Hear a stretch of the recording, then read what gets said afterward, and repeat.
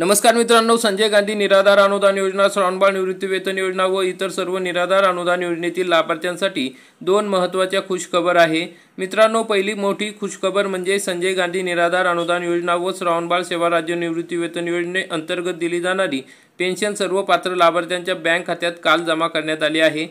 काल एका महिन्याची म्हणजे जुलै महिन्याचे 1500 रुपये जमा करण्यात आलेले आहेत। मित्रांनो, जसे की आपल्याला माहितीच आहे की संजय गांधी निराधार अनुदान योजनेअंतर्गत लाभार्थ्यांना दरमहा 1500 रुपये मिळतात। यामध्ये दिव्यांग बांधव, विधवा महिला, निराधार व्यक्ती इत्यादींचा समावेश आहे। या सर्वांना दर महिन्याला शासनाकडून 1500 रुपये इतकी रक्कम दिली जाते। आता या योजनेअंतर्गत लाभार्थ्यांना मागील महिन्याचे जे काही पेन्शन मिळालेले नव्हते ते या महिन्यात मिळालेले आहे। मग काही दिवसापासून हे लाभार्थी या पैशांची वाट पाहत होते, तर आता कालच्या दिवशी या योजनेचे मागील एका महिन्याचे पैसे मिळालेले आहेत। 1500 रुपयाप्रमाणे हे पैसे जमा झालेले आहेत आणि हे पैसे जमा झाल्याबाबत सर्व लाभार्थ्यांना बँकेकडून मेसेजसुद्धा येऊन गेले आहेत। ज्या लाभार्थ्यांना मेसेज आले नसतील त्यांनी बँकेत जाऊन चेक करा। 16 जून रोजी जुलै महिन्याचे पैसे लाभार्थ्यांना वितरित करण्याबाबतचा शासनाकडून GR काढण्यात आला होता। त्यानुसार हे पैसे काल लाभार्थ्यांच्या बँक खात्यात जमा करण्यात आलेले आहे। मित्रांनो, आपण सांगितले होते मागील व्हिडिओमध्येच की 5 ते 7 जुलै दरम्यान हे पैसे जमा होतील आणि त्याप्रमाणे 5 जुलैपासून हे पैसे जमा होण्यास सुरुवात झालेली आहे। ज्या लाभार्थ्यांना पैसे मिळाले नसतील त्यांना उद्या हे पैसे मिळून जातील। मग मित्रांनो, हे पैसे आता सर्वच तालुक्यातील लाभार्थ्यांच्या बँक खात्यात जमा झालेले आहे। परंतु काही भागातील लाभार्थ्यांच्या बँक खात्यात हे पैसे जमा झाले नसतील तर त्या लाभार्थ्यांनी काहीच काळजी करू नये।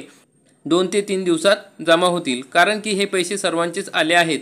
फक्त विभागानुसार काहींचे आधी तर काहींचे नंतर जमा होतील। त्यासाठी मित्रांनो, आपले बँक खाते हे DBT लिंक असणे गरजेचे आहे, आधार व्हेरिफिकेशन झालेले असणे गरजेचे आहे, आपले आधार कार्ड अपडेट झालेले असणे गरजेचे आहे आणि मागील महिन्यात जून महिन्यापर्यंत जर तुम्हाला पैसे मिळाले असतील तर या महिन्यातले पैसे सुद्धा तुम्हाला मिळणार आहे। तरीही तुम्हाला जर पैसे मिळाले नाही तर तुम्ही संजय गांधी विभाग तहसील कार्यालय या ठिकाणी जाऊन चौकशी करू शकता। जाताना आधार कार्ड, बँकेचे पासबुक आणि जो आधार कार्डला मोबाईल लिंक आहे तो सोबत ठेवा, म्हणजे तुम्हाला काही अडचण असेल तर तिथल्या तिथं सोडवल्या जाईल। आणि तुमचे आधार OTP व्हेरिफिकेशन झाले नसेल तर तुम्ही तहसील कार्यालयात जाऊन लगेच आधार OTP व्हेरिफिकेशन करून घ्या। आणि ज्या लाभार्थ्यांचे मागील थकीत अनुदान बाकी आहे त्यांचे सुद्धा थकीत अनुदान हे लवकरच त्यांच्या खात्यात दिले जाणार आहे।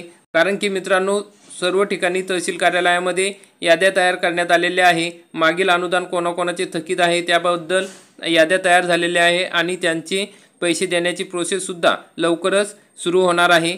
कारण की मित्रांनो, काही लाभार्थ्यांना 2 महिन्याचे पैसे बाकी आहे, काहींचे 3 महिन्याचे, काहींचे 5 महिन्याचे, काहींचे 6 महिन्याचे आहेत।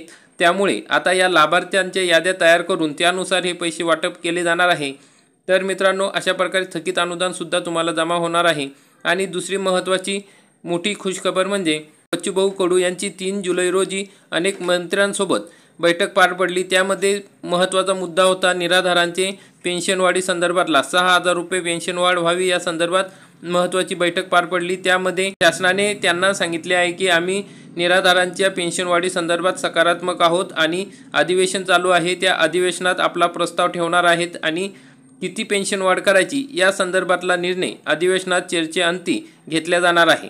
तर मग मित्रांनो, 2च आठवडे आता अधिवेशन राहिलेले आहे आणि या 2 आठवड्यातच आपला विषय मार्गी लागणार आहे। म्हणजे 18 जुलैपूर्वी आपल्याला पेन्शन वाढ देणे गरजेचे आहे। त्यामुळे मित्रांनो, आता उद्या सोमवारपासूनच हा विषय अधिवेशनात चर्चेला घेतला जाणार आहे। त्यामुळे मित्रांनो, आपल्याला लगेच कळणार आहे की आपले पेन्शन कितीपर्यंत वाढणार आहे। तर त्या संदर्भात काही अपडेट आली तर आपल्या चॅनलवर सर्वप्रथम खरी अपडेट आपल्याला देण्यात येईल। तर जर मित्रांनो तुम्हाला पैसे जमा झाले नसतील तर कमेंट करा आणि त्यामध्ये तुमच्या जिल्ह्याचे नाव टाका, तालुक्याचे नाव टाका, म्हणजे चौकशी करून तुम्हाला माहिती देणे आम्हाला सोपे जाईल। तर मित्रांनो, अशा प्रकारची महत्त्वाची अपडेट होती। व्हिडिओ आवडला असेल तर व्हिडिओला लाईक करा, चॅनलला सबस्क्राईब करा। धन्यवाद। जय हिंद, जय महाराष्ट्र।